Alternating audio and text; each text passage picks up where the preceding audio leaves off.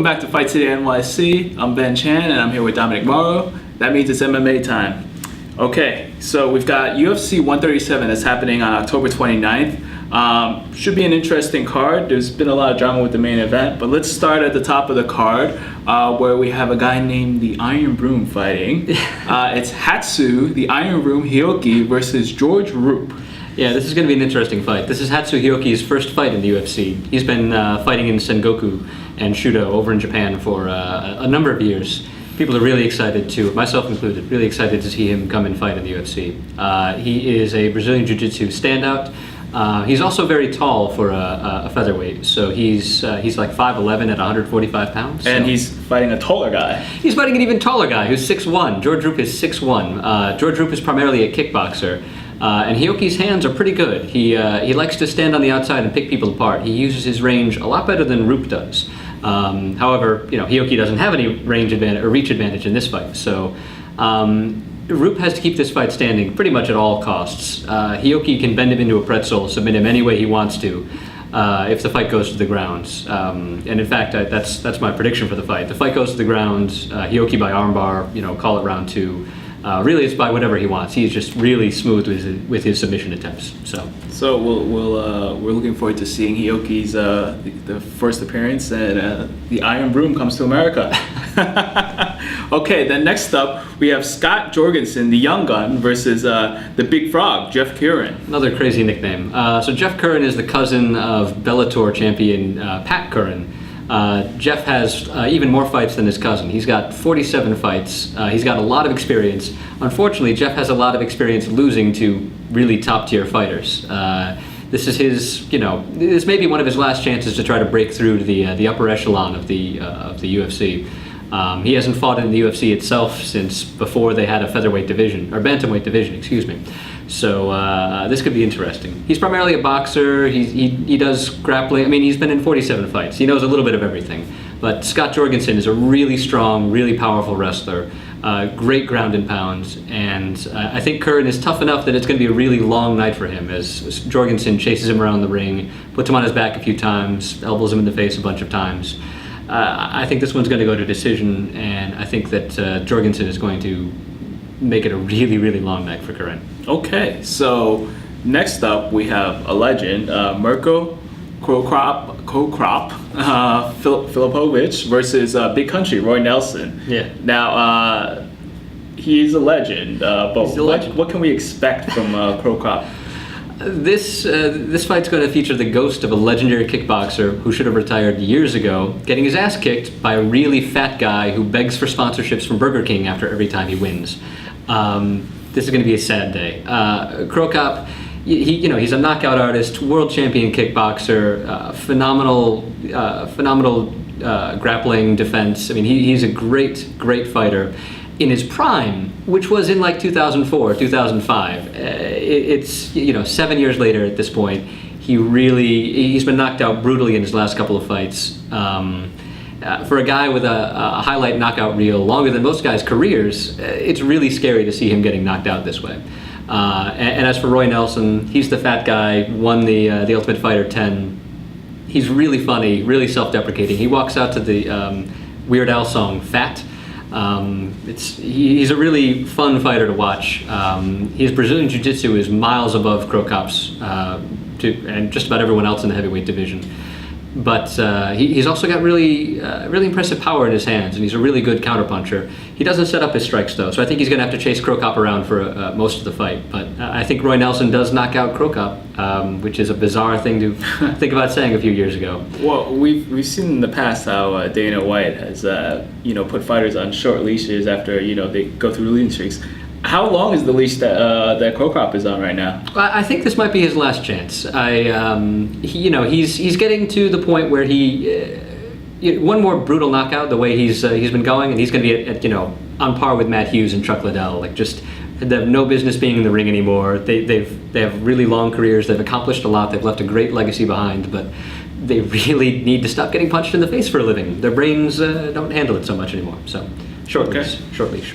And next up, on the card, we have a Czech Kongo versus the former New York Giant, Matt Mitrione. Yeah, go Giants, right? Yeah. Matt Mitrione, after a brief stint in the NFL, has decided to try his hand at mixed martial arts. And he was on The Ultimate Fighter Season 10 with Roy Nelson and the one and only Kimbo Slice.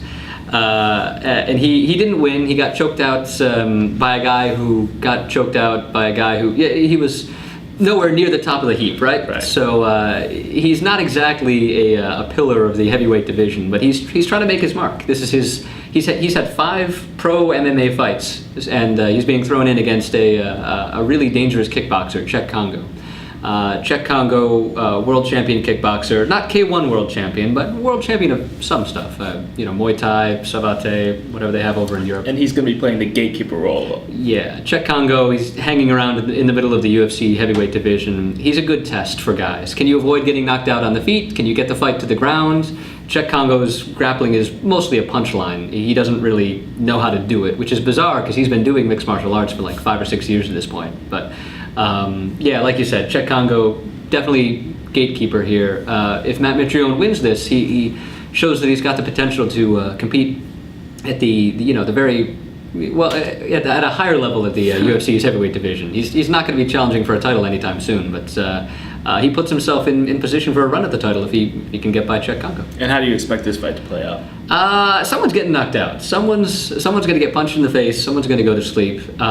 Czech Kongo's pretty tough, and he's got a lot more experience. So I'm going to go Czech Kongo by knockout victory, probably in the first round. I don't think either of these guys have great striking defense. So it's going to be a sloppy slugfest. Fans seem to like that. So. Okay, so that sounds good. And then we have the main event. We have BJ Penn versus Nick Diaz. Now, this the way we got to the main event is kind of strange. George St. Pierre was supposed to fight on this card. Conduit was supposed to fight. How did we get here? So originally, Nick Diaz was going to fight George St. Pierre for the welterweight title. Nick Diaz, you remember a couple weeks ago, Nick Diaz no-showed a pair of press conferences. Nick Diaz gets kicked off the card. Now George St. Pierre is fighting Carlos Condit as the main event.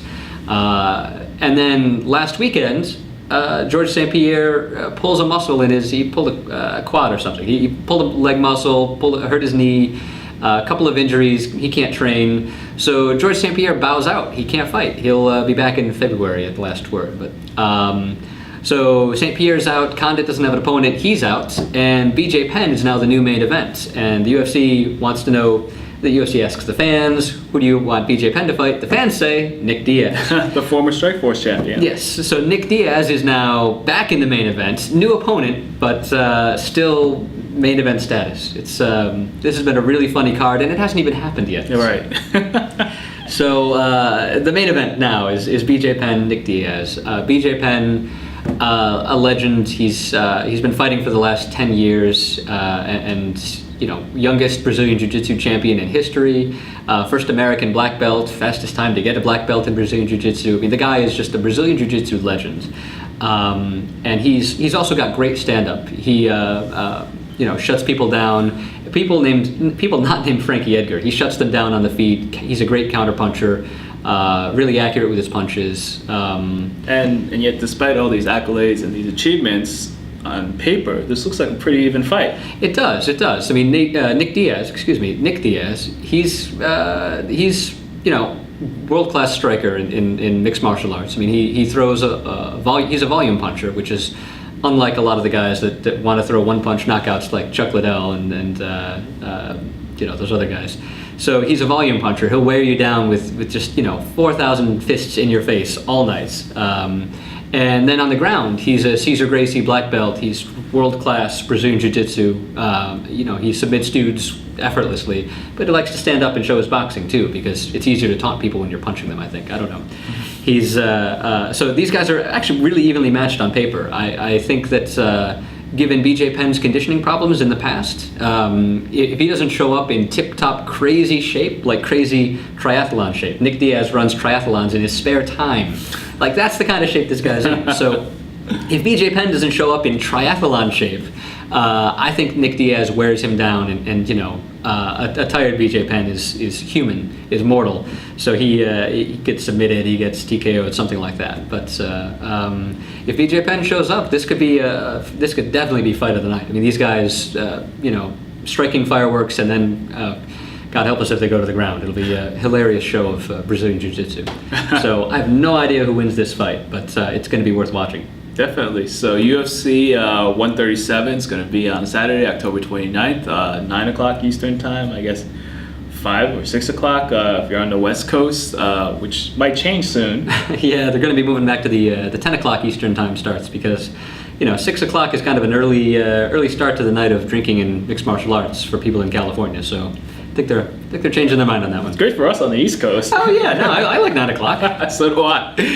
Anyway, right. So 9 o'clock, UFC 137, October 29th. I guess it's good to catch it before you go out to the Halloween parties. Yeah, definitely. Catch the mixed martial arts. Hit the party. 12:30. You're there. It's Yeah, fine. great. Catch all the Scooby-Doo action. Sounds like a plan. Thanks for watching FCNYC. Take care, everybody.